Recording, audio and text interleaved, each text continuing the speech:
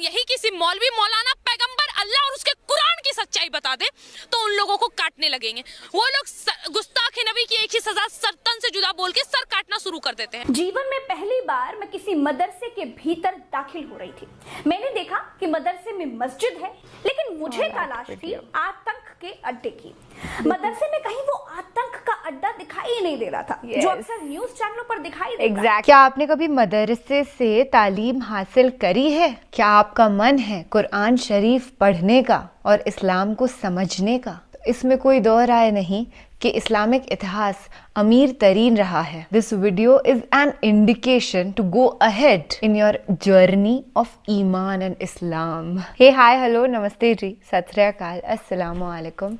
मैं निधि शर्मा इंडिया से। कुछ दहशतगर्द लोग बदकिस्मती से हमारे देश के अंदर टेररिज्म मचा रहे हैं। उनमें से एक है खुशबू पांडे। हालांकि खुशबू फैलाना उसका काम नहीं, बल्कि नफरतों की बदबू में उसको बड़ा आनंद आता है। अपने आप को सनातनी कह करके हमारे सनातन धर्म, शुद्ध वैदिक सनातन धर्म का अपमान वो करने की कोशिश कर रही है। हालांकि वो कभी ऐसा कर नहीं सकती है, क्योंकि हमारा धर्म बहुत महान है। वो क्या जाने असलियत में धार्मिक होना होता क्या है। किसी का भी धर्म, ना इस्लाम ना सनातन, सिखाता है आपस में बैर रखना। सभी धर्मों में यही पैगाम हमको दिया गया है कि आपस में प्यार, एकजुटता बना करके रहिए। और उसी का पैगाम हमारी हिंदू बहन प्रज्ञा मिश्रा, इस देश की सच्ची जर्नलिस्ट, हमको लिटरली मदरसे में जाकर के भी दिखाने वाली है और असलियत भी मदरसे की सबके सामने रखने वाली है। तो उनको सुनने के लिए I know you and me and you are extremely excited.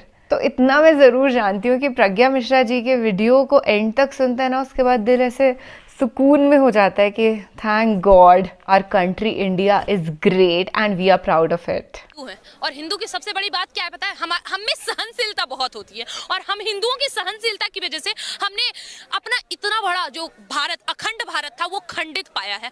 और हिंदुओं की सहनशीलता की वजह से सभी लोगों को पता था कि अगर यहाँ पे ऐसा कुछ होता है, कुछ भी हो, हिंदू के अगेंस्ट आप कुछ बोले, कोई हिंदू रोड पे नहीं आएगा, शिवलिंग पे टिप्पणी करे, कोई हिंदू सड़क पे नहीं आएगा, हमारे ग्रंथ पे टिप्पणी करे, रामचरितमानस पे आघात करे, उसको जलाने की बात करे, कोई हिंदू आपका सर नहीं काटेगा। लेकिन यही किसी मौलवी, मौलाना, पैगंबर, अल्लाह और उसके कुरान की सच्चाई बता दे तो उन लोगों को काटने लगेंगे। वो लोग गुस्ताख नबी की एक ही सजा, सर्तन से जुदा बोल के सर काटना शुरू कर देते हैं। आपको पता है सरकार ने अभी तक क्यों नहीं हिंदू राष्ट्र घोषित किया है? क्योंकि उनको पता है पहले जो बागेश्वर धाम में बड़ी अच्छी तरीके से हो रहा है, अपने आदमी को पहले अपने पास बुलाओ। वो मुसलमान थोड़ी है, पठान और मुगलों को छोड़ के कोई मुसलमान नहीं है। ये तो सबको पता है कि सरयू नदी किनारे कितने लोगों की शिखा नोची गई है, और कितने लोगों की शिखा नोच के उनके खतना करवाने के बाद उनको मुसलमान बनाया गया है, और वहीं से इस देश में मुसलमान बन गए। तो पहले अपना प्रथम कार्य करे। क्या फायदा मार काट करके, या फिर क्या फायदा उनको मुसलमान बता के किसी और कंट्री में भेजने का? हमारे जो देश के हैं वो इसी देश में रहे ना, केवल पठान और मुगल। जैसे कि असउद्दीन ओवैसी भी कहते हैं कि हमें मुगलों से ना जोड़ो, मुगलों से हमारा कोई वास्ता नहीं। तो अगर उनका वास्ता नहीं है तो इसका मतलब ये है कि वो भी हमारे हैं। हम तो असउद्दीन ओवैसी पे भी दावा ठोकते हैं कि वो भी सनातन धर्म के ही हैं। जी बिल्कुल। तो आप किसी और की तो बात ही नहीं कर सकते। बस यही रीजन है, क्योंकि सरकार को भी पता है कि पहले अपने लोगों को अपने पक्ष में ले, जो अपने लोग हैं। देश के दोगले हिंदू भी हैं, वो तो एक बार में ठिकाने लग जाएंगे। मैं तो ये कह रही हूँ कि अभी मुसलमानों के अगेंस्ट मत जाओ, पहले अपने देश में जो ये बैठे दोगले हिंदू हैं, जो कभी रामचरितमानस और राम पे सवाल उठाते हैं, पहले उनको ठिकाने लगाओ। अच्छा, लेकिन हमारे देश का जो संविधान है, संविधान को मानना पड़ेगा, और संविधान बोलता है कि ये सेक्युलर देश है, हिंदुओं का भी है, मुसलमानों का भी है। ऐसे कैसे हो जाएगा कि फिर इस्लामिक कंट्री या फिर हिंदू कंट्री? चलिए, संविधान के बहुत बड़े ज्ञाता हैं, और आज संविधान की उच्च कोटि पे उनका दर्जा है, डॉक्टर भीमराव अम्बेडकर। ठीक है, उन्होंने भी एक बात कही थी अपने पुस्तक में कि मैं इस देश का जब बंटवारा हो रहा था, उस टाइम भी उन्होंने जिक्र किया था कि मैं बंटवारे का समर्थन तभी करूंगा जब सारे के सारे मुसलमान पाकिस्तान चले जाए। ऐसा हुआ? नहीं हुआ। संविधान में भी उन्होंने एक चीज का और जिक्र किया है, जिसका भी बहुत गलत तरीके से प्रस्तुत किया गया। अधम जात में विद्या पायो, भयु यथा अहि दूध पिलायो, जिसका अर्थ होता है कि यदि किसी शूद्र को शिक्षा देने का घात उतना ही होता है जितना कि किसी सांप को दूध पिलाने का। और ये बात डॉक्टर भीमराव अंबेडकर, मैं अपने ग्रंथ का बात अभी इसलिए नहीं जोड़ूंगी क्योंकि मुझे पता है इस देश के बुद्धिजीवी वो तो मानेंगे नहीं, लेकिन डॉक्टर भीमराव अंबेडकर को तो मानेंगे। उन्होंने ये बात कही है अपने पुस्तक में कि जो शूद्र का जिक्र वैदिक काल में हुआ और जो शूद्र अभी वर्तमान समय में, उनका आपस में कोई कनेक्शन नहीं। ये दिखाते हैं मीडिया वाले या ये सच्चाई बताते हैं लोग? नहीं, इन लोगों को जानकारी किसी चीज के बारे में नहीं है, इन लोगों को करना कुछ नहीं है, केवल टिप्पणी करना है। और जब बात हिंदू राष्ट्र की होगी, मैं कहती हूँ हिंदू राष्ट्र है, ये है अभी से हिंदू राष्ट्र। और जो हमारे धर्म पे टिप्पणी करता है उनको खत्म कर दिया जाए एकदम साफ तौर पे, क्योंकि अगर ये लोग मरेंगे नहीं ना तो हमारे धर्म का इसी तरह बदनामी होते रहेगा। और चाहे वो शिक्षा मंत्री, माफ करिएगा मैंने शिक्षा मंत्री कह दिया, क्योंकि ऐसे शिक्षा मंत्री होने नहीं चाहिए। अगर ये शिक्षा मंत्री है क्या, 420 का आरोपी है ये, और ये हाँ इंदिरा गांधी एयरपोर्ट में उनको पकड़ा भी गया है गोली ले जाते हुए, ठीक है। ये बन गए हमारे बिहार के शिक्षा मंत्री और रट्टू तोता की तरह आए और आके अपने बयान को रख दिया। और एक है हमारे यूपी के योगी आदित्यनाथ मौर्य जी, स्वामी प्रसाद मौर्य, उन्होंने भी तो खुश और ही बैन कर दिया। उनको, उनके नजर में भी रामचरितमानस को बैन करना चाहिए। हाँ, रामचरितमानस को बैन करना चाहिए। तो एक बात बताइए, कुरान को कब बैन कर रहे हैं? क्योंकि रामचरितमानस तो आपको टीवी पे दिख जाएगी, लेकिन आपको पता है कुरान कहाँ दिखेगी? क्योंकि नमस्कार, आज मैं बात करूंगी मदरसे की। जीवन में पहली बार मैं किसी मदरसे के भीतर दाखिल हो रही थी। मैंने देखा कि मदरसे में मस्जिद है, मदरसे में हॉस्टल है, मदरसे में क्लासरूम्स है जिनके नाम उर्दू में लिखे थे। मैंने देखा मदरसे में प्रधानाचार्य यानी प्रिंसिपल का कक्ष है, वहां एक कंप्यूटर है जिस पर एक व्यक्ति काम कर रहा था। मदरसे में मैदान भी था। मैंने मदरसे में कैंटीन भी देखी, लेकिन मुझे तलाश थी आतंक के अड्डे की। मदरसे में कहीं वो आतंक का अड्डा दिखाई नहीं दे रहा था जो अक्सर न्यूज चैनलों पर दिखाई देता है। मदरसे की किसी मौलाना की दाढ़ी में मुझे आतंकी नहीं दिखाई दे रहा था। मैंने देखा कि टीचर्स, जिनको बच्चे उस्ताद या दूसरे नामों से बुलाते हैं, उनमें प्रिंसिपल के सामने खुद को अच्छा शिक्षक दिखाने की होड़ चल रही थी, खुद को बेस्ट क्लास टीचर दिखाने की कोशिशें चल रही थी। मैंने देखा कहीं उर्दू की क्लास चल रही थी, कहीं हिंदी की क्लास चल रही थी, कहीं अरबी पढ़ाई जा रही थी, कहीं विज्ञान पढ़ाया जा रहा था, कहीं अंग्रेजी पढ़ाई जा रही थी। मैंने बच्चों की आंखों में डॉक्टर बनने का सपना देखा। और आप क्या बनोगे? डॉक्टर। डॉक्टर बनोगे? मैंने बच्चों को मौलवी बनने की बात कहते हुए भी पाया। आप क्या बनोगे, जल्दी बता दो। मौलाना। कोई बच्चा कहता है मैं डॉक्टर बनूंगा, कोई बच्चा कहता है कि जी मैं तो मौलवी बनूंगा, कोई कहता है कि मैं इंजीनियर बनूंगा, कोई बोला मैं साइंटिस्ट बनूंगा। लेकिन मैं गोदी मीडिया को देख करके गई थी। मुझे तो तलाश थी उन बच्चों की जो कहते कि मैं आतंकवादी बनूंगा, जी मैं फिदाइन बनूंगा। लखनऊ के जिस माहद मदरसे में मैं गई थी, वहाँ पूरे देश से बच्चे पढ़ने के लिए आए थे, यहाँ तक कि विदेशों के बच्चे भी थे। मैं नेपाल का रहने वाला। नेपाल के रहने वाले हो? कहाँ से आए हो? आसाम से। हम कश्मीर से। कश्मीर से हो आप? कहाँ से आए हो? बिहार से। आप बताओ। सिद्धार्थनगर। आप बताओ। यूपी। बताओ। दिल्ली।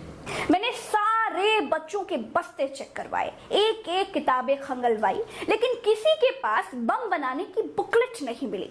किसी के बस्ते में बम बनाने का सामान भी नहीं निकला, ना कोई डेटोनेटर, ना कोई जेलेटिन की छड़े, ना कि माचिस का कोई बुरादा। आश्चर्य था कि सब के सब पढ़ने आए थे, सबके सब बस्ते में पेन कॉपी यही लेकर के आए थे। फिर मदरसे में आतंक का वो अड्डा कहाँ था जो बेस्ट्रीम मीडिया के टीवी चैनलों पर दिखता है? अगर टीवी वाला मदरसे में आतंक का अड्डा नहीं भी खोज पाता है तो भी मदरसे को आतंक का अड्डा बताता है। इसी नाम से प्रोग्राम का शीर्षक रखा जाता है। टीवी ने बहुत जहर बोया है। जहरीली टीवी ने बंटवारे और नफरत का जहर बोया है। दोस्तों, मैं जैसे प्राथमिक विद्यालय जाती रही हूँ, बिल्कुल वैसे ही मदरसे के बच्चों के बीच भी पहुंची थी। कॉपी किताबें चेक की, उनका जर्नल नॉलेज चेक किया, क्लासेस देखे, कैंटीन्स देखे, हॉस्टल्स देखे, मस्जिद देखी। लेकिन माफ करिएगा, आपकी ये पत्रकार मदरसे में आतंक का अड्डा खोजने में बिल्कुल नाकाम रही। मुझे जो देखा मैंने वो बताया, वही आपको दिखाया।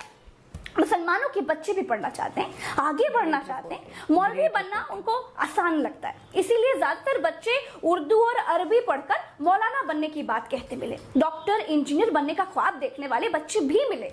लेकिन मैं भारत की जनता से माफी चाहती हूँ कि मुझे सुविधाएं असुविधाएं तो देखने को मिली, लेकिन आतंक का अड्डा वो नहीं मिला।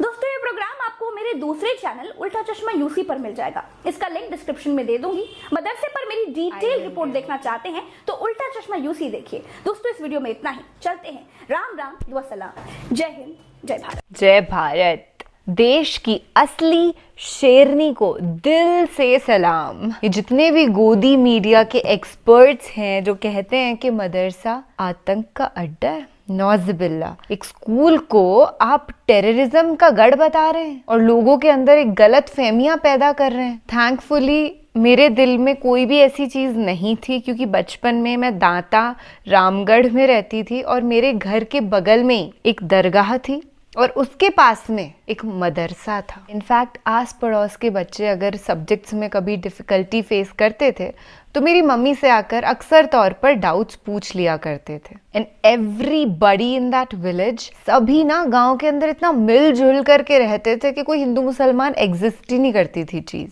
इट वॉज जस्ट इंसान अपने अपने धर्म को, सब अपनी आस्थाओं, अपनी मान्यताओं को मद्देनजर रख के फॉलो करते थे, पर कोई किसी और के रिलीजन में बाधा नहीं बनता था, क्योंकि it was never the scene. जब खुशबू पांडे, बदबू पांडे ने जब बोला कि ये देश ऑलरेडी हिंदू राष्ट्र है, तो मेरी हंसी छूट गई, क्योंकि मुझे याद आ गई मेरे सिख दोस्तों की, मेरे जैनी दोस्तों की। अरे हमारा भारत महान तो पूरी दुनिया में मशहूर तरीन ही इसीलिए है क्योंकि यहाँ पे इतने सारे विभिन्न मजहबों को फॉलो करने वाले लोग रहते हैं और फिर भी इतना एकजुट होकर के सब एक दूसरे से प्यार करते हैं। Is that not beautiful? क्या ये सुंदर नहीं है? बेशक दुनिया का एक खूबसूरत मंजर हमें इंडिया में देखने मिलता है, पर कुछ लोग इसे तबाह करना चाह रहे हैं, जो हम हरगिज नहीं होने देंगे। इसीलिए प्रज्ञा मैम जैसे चैनल्स को सब्सक्राइब करके रखा करिए। She comes up with the true news.